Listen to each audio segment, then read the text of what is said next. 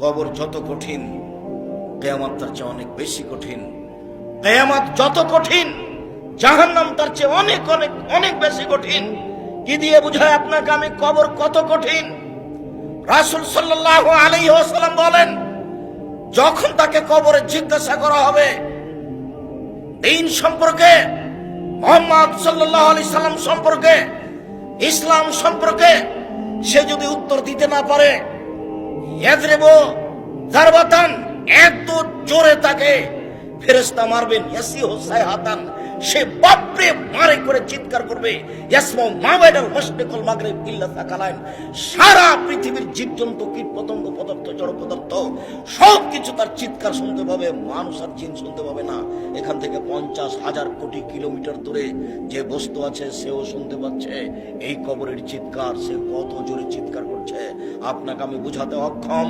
মুহাম্মদ সাল্লাল্লাহু আলাইহি ওয়াসাল্লাম বলেছেন, যে মারে সে চোখে দেখে না, যে মারে সে কানে শুনে না, যে মারে সে ফেরেশতা, তার রং বিভিন্ন ধরনের, কালো নীল, ভিন্ন ধরনের রং, চোখে দেখে না, কানে শুনে না, কোথায় মারছে আর চিৎকার যে করছে ও শুনতে পায় না, যার কারণে তার মারার গতির পরিবর্তন হয় না।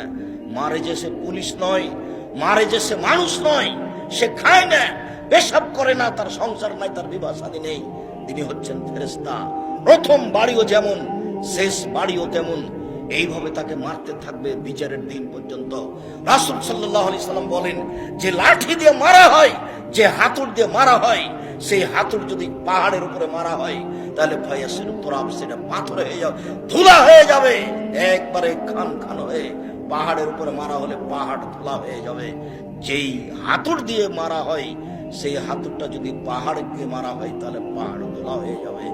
মুহাম্মদ সাল্লাল্লাহু আলাইহি সাল্লাম এইভাবে বলেন। কি দিয়ে বুঝায় আপনাকে আমি কবর কত কঠিন? এখানে চিৎকার করছে, তার কণ্ঠ, তার শব্দ শুনতে পাচ্ছে 50,000 কোটি কিলোমিটার দূরে।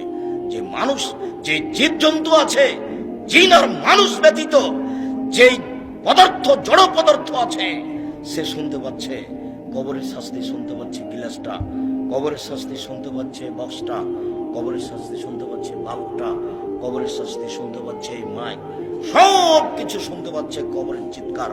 কিন্তু মানুষ এবং জিন শুনতে পায় না। শুনতে পারলে সে বাঁচত না। আপনাকে আমি বুঝাতে পারি কবর কি জিনিস। রাসূল সাল্লাল্লাহু আলাইহি সাল্লাম দিন রাত কবরের শাস্তি থেকে বাঁচতে চাইতেন। যখনই তিনি জানাজায় দাঁড়াতেন, তখন লোকটার জন্য কবরের শাস্তি থেকে আল্লাহর কাছে বাঁচতে চাইতেন, আল্লাহ তুমি তাকে কবরের শাস্তি থেকে বাঁচাও।